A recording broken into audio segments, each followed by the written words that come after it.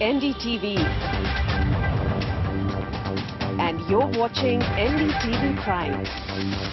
In association with Micromax. Nothing like anything.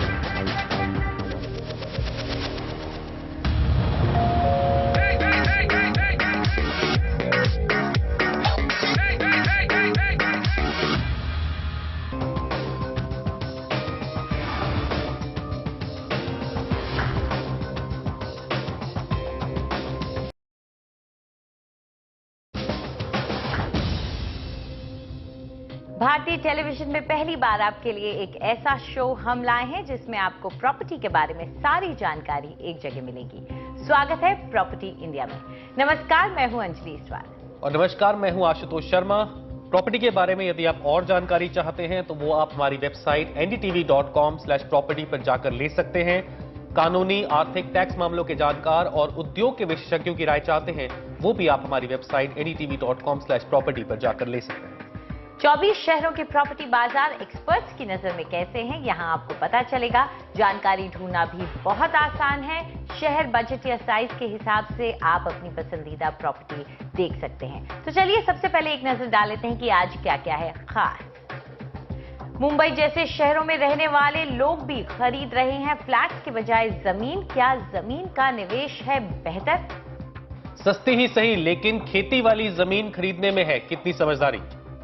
देश के property बाजार में कहां खरीदें और बेचें प्रॉपर्टी, हम देंगे आपके सवालों के जवाब। और ग्रीन इमारतों का शोर है, लेकिन कमर्शियल ग्रीन इमारतों के बाद क्या हमारे घर भी हो पाएंगे ग्रीन?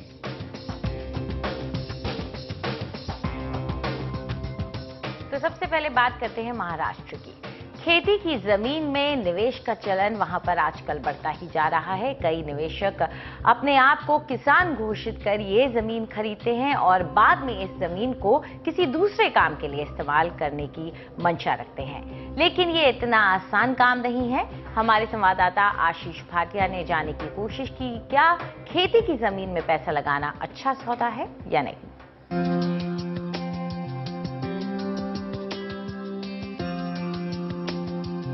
सिर्फ बिल्डर और बड़े बड़े प्राइवेट इक्विटी फंड्स ही नहीं, जमीन के मालिक होना आम आदमी का भी सपना होता है। मुंबई के किसी कायदे के इलाके में बने बनाए मकान की कीमत 75 लाख रुपए से ज्यादा हो चुकी है, जबकि जमीन के दाम 45 रुपए प्रति वर्ग फुट यानी 7 से 8 लाख रुपए एकड़ जैसे दाम सुनकर मुंह में पानी आ जाता है। सवाल है कि जब जमीन खरीद सकते हैं तो सिर्फ फ्लैट क्यों खरीदें? Primarily as an asset class. जब प्रॉपर्टी के दाम बढ़ते हैं तो उसके मायने होते हैं कि जमीन के दाम बढ़ रहे हैं। इसलिए निवेशकों को ये बात समझ में आने लगी है कि कुल मिलाकर प्रॉपर्टी की कीमत में उछाल का सबसे बड़ा हिस्सा जमीन के दामों में इजाफे की वजह से होता है। आंकड़े देखें तो पता चलेगा कि पिछले 5 साल में जमीन के दाम फ्लैट्स के दाम से दोगुना ज्यादा बढ़े हैं, यानी जमीन खरीदना फायदे का सौदा है। Twice the increase as what the finished product has become. So clearly as an asset class, land is making more money today. Mumbai के आसपास जमीन के दाम भी काफी मुनासिब हैं। प्रॉप इक्विटी के मुताबिक करजत में जमीन 820 रुपए प्रति वर्ग फुट, शाहपुर में 400 रुपए प्रति वर्ग फुट और मुरबाद में 450 रुपए प्रति वर्ग फुट के हिसाब से बिक रही है। खेती की जमीन खरीदना आसान नहीं है। उस पर निर्माण करने के लिए कई कानूनी पेचीदगियों से गुजरना पड़ता है। जानकारों का मानना है कि इसमें काफी गड़बड़ियां हैं। दो चीजें हैं। पहली ये कि आप राज्य में कभी भी प्रॉपर्टी की रजिस्ट्री करवाएं तो जहां आपने किसान होने का दावा किया है वहां तस्दीक के लिए नोटिस भेजा जाता है और राजस्व विभाग के 3 स्तरों पर यह तस्दीक होने के बाद ही बात आगे बढ़ती है। चिंता की बात यह है कि जो शख्स किसान का सर्टिफिकेट दिलवा रहा है उसे आइंदा भी आपका साथ देना चाहिए, वरना बात बिगड़ने पर सरकार आपकी जमीन वापस ले सकती है। नितिन देशपांडे जमीन में निवेश करने गए थे, लेकिन उनके तजुर्बे ने उन्हें सिखाया कि सब कुछ उतना आसान नहीं जितना कागज पर दिखता है। जब मेरा पहला लैंड ट्रांजेक्शन हो गया तब मैंने तो यही सोच लिया था कि एडवोकेट को हर चीज मालूम होती है और मुझे कुछ भी मालूम नहीं है, तो मैंने उनका एडवाइस लेना चाहिए। उस इंप्रेशन से मैं कोई एडवोकेट हायर कर लिया। हायर करने के बाद जब मेरा ट्रांजेक्शन पूरा हो गया, लैंड मेरे नाम पर ट्रांसफर भी होने के वक्त आया तब मेरे को समझ गया कि उसके अंदर काफी प्रॉब्लम्स है। जब तक ये बात लोगों तक पहुंचेगी तब तक खेती की जमीन बिकती रहेगी और जो लोग मिट्टी में अपने हाथ गंदे नहीं करना चाहते वो गैर कृषि जमीन पर निर्माण करवा रहे हैं। लेकिन यहाँ भी ये जांच लेना जरूरी है कि जमीन जिससे खरीदी जा रही है उसका मालिक वही है। As long as they do the due diligence and they're comfortable with that. अगर ड्यू डिलिजेंस हो और उन्हें यह भरोसा हो कि जमीन के कागजात ठीक हैं, तो मुझे इसके निवेश में कोई बुराई नजर नहीं आती। इसे गैर कृषि भूमि में बदलने का कितना खर्च आएगा और क्या ऐसा मुमकिन भी है या नहीं? इसके अलावा जमीन कहाँ है, इसका भी असर पड़ता है। Whether he will be able to do it at all. कानून के हिसाब से सिर्फ एक किसान ही खेती की जमीन खरीद सकता है, लेकिन जमीन की बढ़ती कीमतों के कारण शहर में बसने वाले लोगों की भी नजरें गांवों की जमीन पर टिक गई हैं। जानकारों का मानना है कि ये चलन बहुत ही नुकसानदेह है और खेती की जमीन में आने वाली गिरावट की सबसे बड़ी वजह भी हो सकती है। कैमरा पर्सन राकेश सोलंकी के साथ आशीष भाटिया, एनडीटीवी। तो चलिए इस पे और चर्चा करते हैं। हमारे साथ मुंबई से जुड़ रहे हैं Shri Paresh Kariya, director easy to own estate, और Shri Uday Vavekar, VP consumer court advocate association Maharashtra और गोवा। आप दोनों का बहुत बहुत स्वागत है प्रॉपर्टी इंडिया में। उदय जी, आपसे शुरू करते हैं। अपने आप को किसान साबित करके जमीन खरीदना, सबसे पहले तो बताइए लीगल टर्म्स में क्या ये वाकई में कानून का उल्लंघन नहीं है कि एक आम आदमी शहर में रहता है, यदि वो गांव में जाके अपने आप को किसान घोषित करके जमीन लेता है लेकिन बाद में ये प्रूव होता है कि वो किसान नहीं है, तो क्या किस प्रकार का उस पे कानून के अंतर्गत किस प्रकार की कार्रवाई होती है, और यदि इस सेक्टर में निवेश करना है तो किन किन बातों का ख्याल रखना चाहिए? बहुत ही अच्छा सवाल है। सवाल यह है कि केवल आपको अपने आप गांव में जाके, चाहे आप राजस्थान जाओ, गुजरात जाओ और फिर महाराष्ट्र में कहो कि मैं एग्रीकल्चरिस्ट हूँ, वो सर्टिफिकेट आप बताओ, एक दौर है अभी। मगर उसमें दिक्कत ये है कि लोगों को मालूम नहीं है कि अलग अलग तरह के जोन है। जैसे ग्रीन जोन है, जिसके लिए आप वेस्टर्न घाट जो महाराष्ट्र में है वो ग्रीन जोन डिक्लेयर किया, वहाँ कोई भी डेवलपमेंट नहीं हो सकती, सिवा आपको फार्म हाउस बांध सकते हैं। दूसरी बात यह है कि आपको डिप्टी कलेक्टर की परमिशन लेनी चाहिए। उसमें भी कई क्लॉजेस है। आपका डोमिसाइल क्लॉज होना चाहिए, इनकम होना चाहिए, आपका एग्रीकल्चरल हिस्ट्री होना चाहिए, क्या पर्पज से आप उसे लेते हैं, उसका ऑब्जेक्ट क्या है। अनलेस आप डिप्टी कलेक्टर से परमिशन न लो, एग्रीकल्चर लैंड, आप एग्रीकल्चरिस्ट भी हो तो आप वहाँ पे नॉन एग्रीकल्चर करने के लिए बहुत सारी समस्याएं आपके सामने है। और अगर मालूम पड़ गया, आपने अच्छा सवाल पूछा कि आप एग्रीकल्चरिस्ट नहीं है और जिस मतलब के लिए आपने ये ज़मीन खरीदी है उसका मतलब पूरा नहीं हो रहा है, तो आपको घाटा ही है। दूसरी बात यह है कि आपके लैंड का एक्विजिशन हो जाएगा। अगर उनको पता चले कि आप एग्रीकल्चरिस्ट नहीं है तो government will acquire this land, यानी कि ज़मीन गवर्नमेंट ले लेगी, अपने उसको कब्जा कर लेगा, कलेक्टर कब्जा कर लेगा और आपकी ज़मीन कुड़की में चली जाएगी। तो ये तो बहुत ही खतरनाक चीज़ है। तो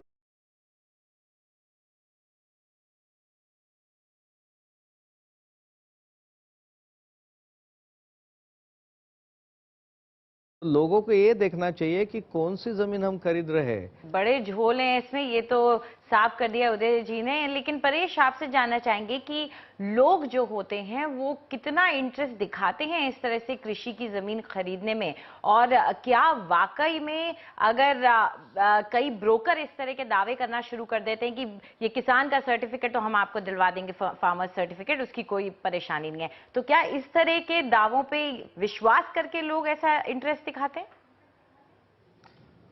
अंजलि, आपकी बात बिल्कुल सही है। अभी पिछले कुछ दिनों में हमने देखा है कि काफ़ी इंटरेस्ट आ रहा है लोगों को एग्रीकल्चरल लैंड में इन्वेस्ट करने में। जैसे कि हमने देखा है कि अपार्टमेंट्स के प्राइस मुंबई में काफ़ी बढ़ चुके हैं और लोगों को काफ़ी अट्रैक्टिव लगता है कि 40 लाख 50 लाख पे जहाँ पे आपको एक अपार्टमेंट भी नहीं मिलेगा मुंबई में, वहाँ आपको 1 एकड़ ज़मीन मुंबई के थोड़े बाहर ही मिल सकती है। सो नो डाउट काफ़ी अट्रैक्शन है इसका। और जहाँ तक कि आपकी बात है सर्टिफिकेट, एग्रीकल्चर फार्मर की सर्टिफिकेट, हाँ जी, हमने देखा है कि कुछ लोग ये वाकई ये बिजनेस चालू कर दिया है कुछ लोगों ने, जो यहाँ पे आपको कुछ पैसे देके आपको एग्रीकल्चर का सर्टिफिकेट दे सकते हैं। लेकिन जैसे उदय जी ने बताया कि इसमें काफ़ी रिस्क है, सिर्फ सर्टिफिकेट मिलना काफ़ी नहीं है, उसके बाद भी आपको डेप्यूटी रजिस्ट्रार के साथ रजिस्टर करना पड़ता है और उसमें काफ़ी अनसर्टनिटी है। यू आर नॉट श्योर आपका ये प्रोसेस रजिस्टर होगा या नहीं।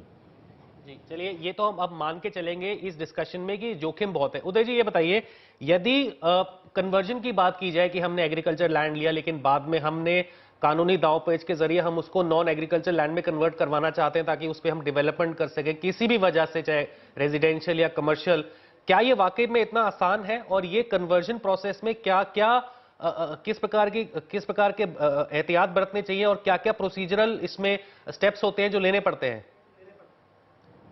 कन्वर्जन करने के लिए दो है, आपको पहले मकसद डिसाइड करना चाहिए, तय करना चाहिए। आप घर के लिए ले रहे हो, एक फार्म हाउस के लिए जगह रह रहे हो तो काफ़ी आसान हो सकता है। अगर आपको एग्रीकल्चरिस्ट का सर्टिफिकेट हो, आप किसान है, वो एग्रीकल्चर लैंड आप डिप्टी कलेक्टर यानी तहसीलदार या कलेक्टर उसकी परमिशन लेके आपने वो परमिशन ले ली हो और आपका रजिस्ट्रेशन हो गया हो, तो आप वहाँ एक फार्म हाउस जो 10% है, 20% है, गाइडलाइन उस हिसाब से बांध सकते हैं। वो काफ़ी आसान हो सकता है। मगर उसके लिए भी लोगों को ये पता नहीं कि इस परमिशन लेने के लिए भी आपको सर्टिफिकेट देना चाहिए कि वहाँ पानी है, इलेक्ट्रिसिटी का सप्लाई है, वहाँ पे इंफ्रास्ट्रक्चर फैसिलिटीज़ का सप्लाई, ये सर्टिफिकेट सारे कलेक्टर मांगता है आपसे। तो जब तक ये इंफ्रास्ट्रक्चर वहाँ पे नहीं हो, आप वो एक फार्म हाउस बांधना भी मुश्किल है। सबसे बड़ी मुश्किल ये आती है कि अगर आप वहाँ पे कोई व्यवसाय करना चाहते हो या कोई बिजनेस या कोई होटल या कोई ऐसा डेवलपमेंट करना चाहते हो जिसमें आपका फैक्ट्री डालना हो, तो आपको बड़ी दिक्कतें आ सकती है। क्योंकि आजकल पोल्यूशन कंट्रोल है, आपका नया ग्रीन ट्रिब्यूनल बना है जहाँ में ग्रीन जोन में बात कर रहा था, ग्रीन जोन जैसे वेस्टर्न घाट में अभी ग्रीन जोन डिक्लेयर कर दिया गया है। और जिसके लिए ऑनरेबल स्वतंत्र कुमार जी जो दिल्ली में प्रेसिडेंट बन गए ग्रीन ट्रिब्यूनल के, और महाराष्ट्र में जस्टिस किनगांवकर बन गए हैं। तो ये देखते हैं कि भाई एक ग्रीन बेल्ट में कोई डेवलपमेंट ना हो। तो अगर आपका ग्रीन बेल्ट में अगर वो लैंड आ गई, जैसे वेस्टर्न घाट की मैं बात कर रहा हूँ, तो आप तो वहाँ कोई डेवलपमेंट कर ही नहीं सकते, कोई भी व्यवसाय आप वहाँ नहीं कर सकते, पोल्यूशन की सारी दिक्कतें आपको आएगी। तो ये सब जब तक आपको कानूनी दावपेच पूरा क्लियरेंस नहीं मिलता है, इस ज़मीन में हाथ डालना मैं कहूँगा शायद आपको मिट्टी मिले सोना नहीं मिल सकता। तो हाँ, अगर आप बशर्ते एग्रीकल्चरिस्ट हो और आपको एग्रीकल्चर में डेवलप करना है और आपको वहीं रहना है, अगर आप कहते हैं कि मैं सेकंड घर या सेकंड हाउस, जो ड्रीम लोग आजकल बेच रहे, सपने बेच रहे कि ये हमारा सॉफ्ट कॉर्नर है, वाइट कॉर्नर है, ब्लू कॉर्नर है, ग्रीन कॉर्नर है, आपको सेकंड घर मिलेगा, आपके लिए एक वीकेंड घर मिलेगा, तो आप भूल जाइए। हमारे दादाजी ने हमने कहा था कि कसने वाले की खेती और रहने वाले का घर, नहीं तो बहुत ही खिटपिट। तो आपको ये तकलीफ हो सकती है, लंबा रखने से मेंटेनेंस की भी बहुत तकलीफ आती है। फार्म हाउस आप कम यूज करते हैं, केयर टेकर ज्यादा यूज करता है, आप रिपेयरिंग को जाते हैं। जी बिल्कुल। तो परेश जी, इतना तो साफ हो गया है कि बड़ा ही बहुत ही पेचीदगियों से भरा हुआ ये मामला लग रहा है। लेकिन अब जबकि शहरीकरण की इतनी जरूरत हो गई है, खासतौर पर मुंबई और उसके आसपास के इलाकों में इतने लोग बढ़ते जा रहे हैं, जो अंदर माइग्रेंट्स आ रहे हैं, उनको रहने के लिए जगह चाहिए, तो क्या इस तरह के कानून थोड़े से अब पुराने और दकियानूसी नहीं होते जा रहे? क्योंकि कुछ लैंड ऐसा भी हो सकता है जो लैंड ओनर खुद भी बेचना चाहता हो और जिसको बेचा जाए तो खेती का नुकसान भी ना हो रहा हो। लेकिन अगर आप बिल्कुल ही मना कर देंगे इस तरह के कानून से कि आप जब तक किसान नहीं है आप तक खेती की जमीन नहीं खरीद सकते, तो क्या ये कानून आपकी नजर में, आपको क्या लगता है, क्या ये सही है या अब थोड़ा पुराना हो गया है? देखिए, इसमें दो बात है। एक तो काफ़ी सारी लैंड ये बड़े डेवलपर्स है उन्होंने अक्वायर करके ऑलरेडी रखी है। There are thousands of acres of land जिस पे ये डेवलपर्स बैठे हुए हैं, तो उन्होंने लैंड एक्वायर कर रही है और धीरे धीरे वो जैसे जैसे डिमांड आएगी वैसे वो डेवलप करेंगे। दूसरी बात ये है कि जैसे जैसे सिटी एक्सपांड होती है, लोग बाहर की तरफ जाने लगते हैं, तो गवर्नमेंट काफ़ी बार ये जोनिंग चेंज कर देती है अपने आप। वो लोग एग्रीकल्चरल एरिया को अपने म्युनिसिपल कॉरपोरेशन के लिमिट के अंदर इंक्लूड कर देते हैं, उससे अपने आप ये रेसिडेंशियल जोन या किसी जोन में कन्वर्ट हो जाता है। उदय जी, मेरे हिसाब से काफी हद तक एक टैक्स ब्रेक्स जो मिलते हैं एग्रीकल्चर लैंड से जुड़े हुए, शायद उसकी वजह से भी काफी रुझान होता है लोगों का। कुछ बताएंगे विस्तार से किस प्रकार के टैक्स ब्रेक्स मिल सकते हैं, बशर्ते कि एक व्यक्ति एग्रीकल्चरिस्ट घोषित कर दिया जाए, उसको लैंड भी मिल गया, तो कोई टैक्स ब्रेक्स हैं जिससे थोड़ा फायदा होता है इस लैंड में निवेश करने से? ये आपने बहुत अच्छी बात कही, क्योंकि आप सदियों पुरानी ये सोच है और ऐसा करते भी है लोग कि आपका टैक्स इनकम काफ़ी बच जाता है अगर आप एग्रीकल्चरिस्ट हो, क्योंकि एग्रीकल्चर पे टैक्स नहीं है। वहाँ आप मुनाफा बता सकते हैं या आप घाटा भी बता सकते हैं, दोनों बता सकते हैं। और टैक्स प्लानर्स आपको कहेंगे कि टैक्स प्लानिंग के लिए एग्रीकल्चर यानी कि फार्म हाउस, और आप अगर एग्रीकल्चरिस्ट है तो बहुत ही फायदेमंद है। मेरा तो ये कहना है कि गवर्नमेंट को एक सेंट्रलाइज्ड यूनिफॉर्म पॉलिसी करना चाहिए, क्योंकि लैंड रेवेन्यू कोड हर स्टेट का अलग अलग है।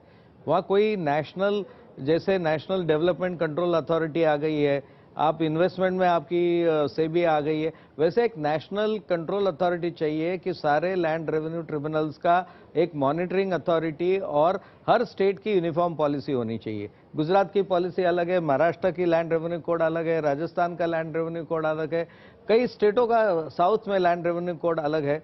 तो ये जो आपने कहा कि टैक्स प्लानिंग के लिए तो एग्रीकल्चर सबसे बढ़िया है, क्योंकि अगर आपको एग्रीकल्चर इनकम है तो वो इनकम टैक्सेबल नहीं है, और अगर आपको एग्रीकल्चर में लॉस हो गया तो उसका सेट आउट आपके बिजनेस में आप दिखा सकते हो, और ये बहुत ही फायदेमंद है। और इसके लिए बढ़त भी मिलेगी अगर सही मायने पे आप ये जो लैंड है उसका सही उपयोग के लिए ट्रिब्यूनल बनाए, उसमें ऐसे प्रपोज जोन रखे जो क्लियर कट लोगों को मालूम हो कि ये क्लियरेंस हो, और ये लोगों तक इन्फॉर्मेशन होनी चाहिए, सेंट्रल मॉनिटरिंग अथॉरिटी होनी चाहिए। इसमें क्या हो रहा है, मियाँ बीवी राजी तो क्या करेगा काजी, किसी को पता नहीं चलता है, चलते रहता है जब तक कोई आफत कानूनन आपके ऊपर नहीं आती।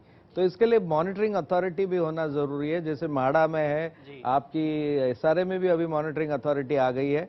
तो यहाँ भी एक मॉनिटरिंग अथॉरिटी और एक ट्रिब्यूनल ऐसे यूनिफॉर्म होना चाहिए जो परमिशन दे लोगों को आगे आने के लिए, एग्रीकल्चर लैंड में इन्वेस्ट करने के लिए, आगे एग्रीकल्चर को बढ़ाने के लिए, और सेकंड होम जो आज नया कॉन्सेप्ट है उसको भी बढ़ावा देने के लिए, कि हमको भी नेचर की बहुत जरूरत है। What is this life full of care and we have no time to stand and stair.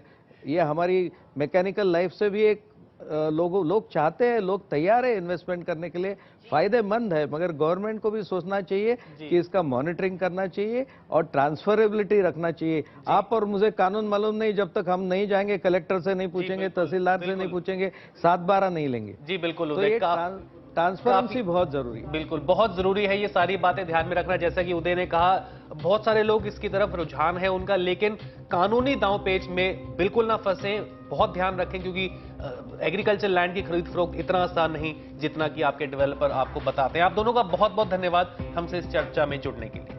और अब वक्त है एक छोटे से ब्रेक का, लेकिन उसके बाद प्रॉपर्टी खरीदने और बेचने की आपकी सारी उलझने हम सुलझाएंगे।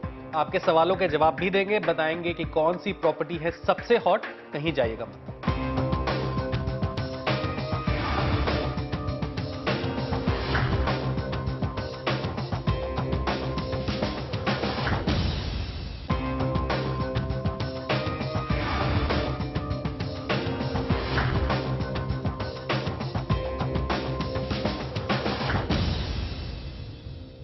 आप देख रहे हैं प्रॉपर्टी इंडिया, जहां हम आपको वो सारी जानकारी देते हैं जो देश भर के प्रॉपर्टी बाजारों से आती है। प्रॉपर्टी के बारे में और जानकारी चाहिए तो आप हमारी वेबसाइट ndtv.com/property पर जाकर ले सकते हैं। कानूनी, आर्थिक, टैक्स मामलों के जानकार और उद्योग के विशेषज्ञों की राय चाहते हैं तो वो भी आपको ndtv.com/property पर मिल जाएगी। और यही नहीं, 24 शहरों के प्रॉपर्टी बाजार एक्सपर्ट्स की नजर में कैसे हैं वो भी यहां आपको पता चलेगा।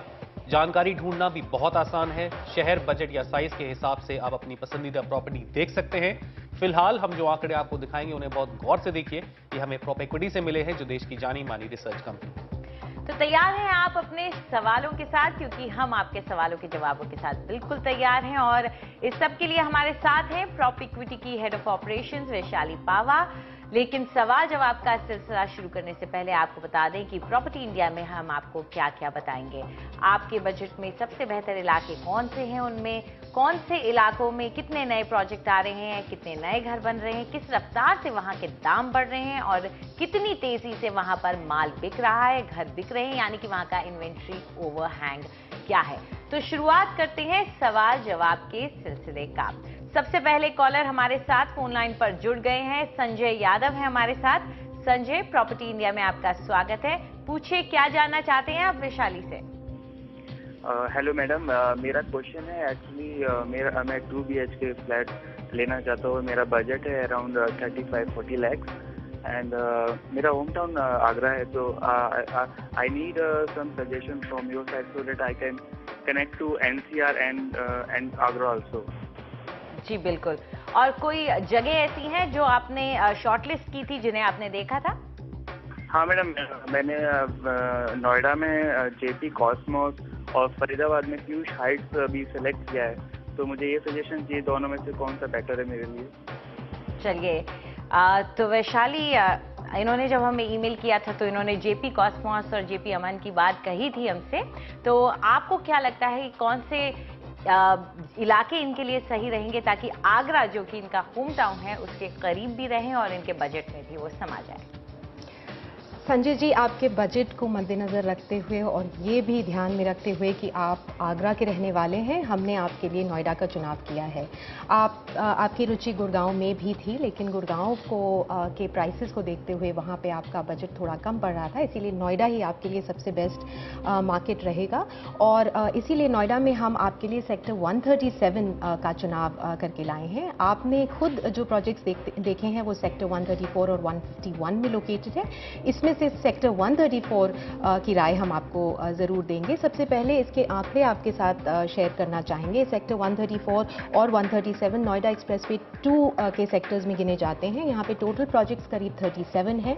टोटल सप्लाई 28,180 यूनिट्स की है। उपलब्धि करीब 1000 यूनिट्स की है और इन्वेंट्री ओवरहैंग करीब 18 महीनों का चल रहा है।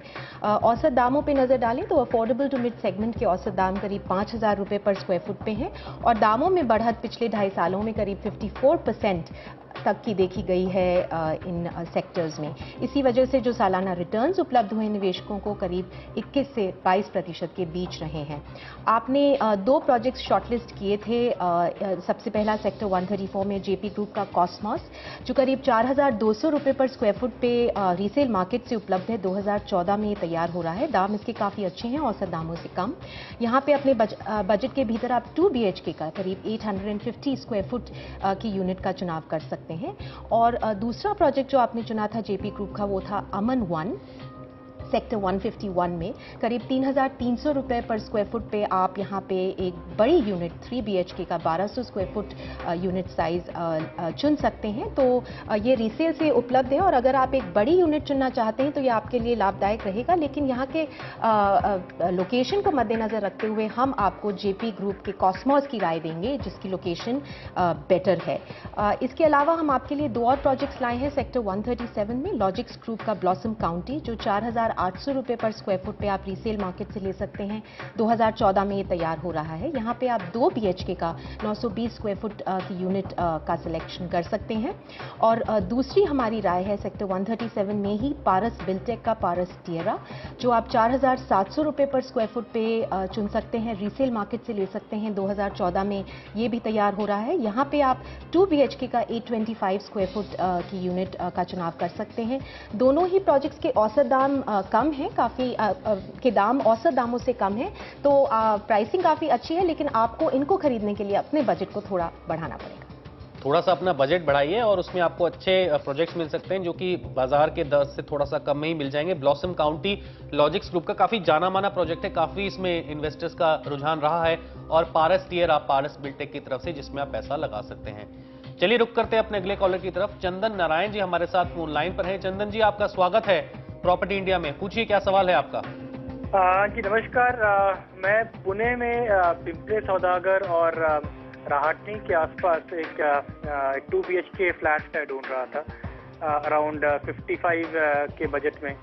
कुछ ऑप्शंस हैं क्या अवेलेबल? जी बिल्कुल है। हमारी पूरी कोशिश रहेगी कि आपको सबसे वाजिब और सबसे उम्दा ऑप्शंस दिए जाएं। तो वैशाली, पिंपली सौदागर काफी एक जाना माना इलाका है, काफी लोग यहाँ जाना चाहते हैं, रहना चाहते हैं। इनके लिए इस बजट में कौन से ऑप्शंस हैं? चंदन जी, आपने जिस क्षेत्र का चुनाव किया है वो काफ़ी पॉपुलर क्षेत्र बनता जा रहा है रेजिडेंशियल के लिए। और इसकी खास बात ये है कि ये हिंजेवाड़ी IT पार्क से काफ़ी पास है, इसीलिए जो लोग यहाँ पे काम करने के लिए आते हैं वो ही इस क्षेत्र को पसंद करते हैं। इसके साथ साथ ये पूना यूनिवर्सिटी के भी करीब है, इसलिए कई स्टूडेंट्स इस क्षेत्र को पसंद करते हैं अगर वो घर रेंट करना चाहते हैं, इसलिए यहाँ की रेंटल रिटर्न्स भी अच्छे हैं, करीब 12 से 14 रुपए पर स्क्वायर फुट पर मंथ। तो ये एक अच्छा क्षेत्र चुना है आपने। अगर कुछ आंकड़े शेयर करें आपसे तो वो कुछ इस प्रकार हैं। टोटल प्रोजेक्ट्स मिड सेगमेंट में यहाँ पे 22 हैं, टोटल सप्लाई 4800 यूनिट्स की है, उपलब्धि करीब 670 यूनिट्स की है और इन्वेंट्री ओवरहैंग 15 महीनों का चल रहा है। मिड सेगमेंट के औसत दाम करीब 5300 रुपए पर स्क्वायर फुट पे चल रहे हैं और दामों में बढ़त करीब 37% तक की देखी गई है पिछले 2.5 सालों में, जिससे जो रिटर्न्स उपलब्ध हुए निवेशकों को करीब 15% तक के सालाना रिटर्न्स रहे हैं। जो प्रोजेक्ट्स हम आपके लिए लाए हैं पिंपले सौदागर में वो कुछ इस प्रकार हैं। सबसे पहला है जीके डेवलपर्स का जरवारी, जो 5400 रुपए पर स्क्वायर फुट पे आप डेवलपर से ले सकते हैं। बिल्कुल तैयार प्रोजेक्ट है, 2013 में फ्रेश कंस्ट्रक्शन है। 2 BHK का 901 स्क्वायर फुट का घर आप चुन सकते हैं। करीब 5% तक की बढ़त देखी गई है इसके दामों में जब से ये लॉन्च हुआ था। दूसरी हमारी राय है सुखवानी कंस्ट्रक्शंस का पाम ब्रीज, जो आप 5400 रुपए पर स्क्वायर फुट पे डेवलपर से ले सकते हैं। ये भी रेडी प्रोजेक्ट है।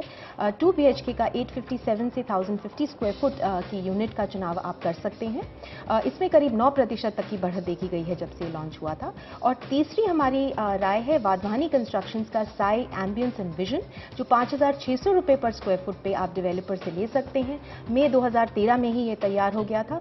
2 BHK की 950 स्क्वायर फुट की यूनिट आप चुन सकते हैं। अच्छी बात यह है कि तीनों प्रोजेक्ट्स की कनेक्टिविटी औंध रावेत रोड के तहत काफ़ी अच्छी है। आसपास में स्कूल्स, हॉस्पिटल्स और सारी सुविधाएं जो रिहाइश के लिए ज़रूरी होती हैं वो भी उपलब्ध हैं।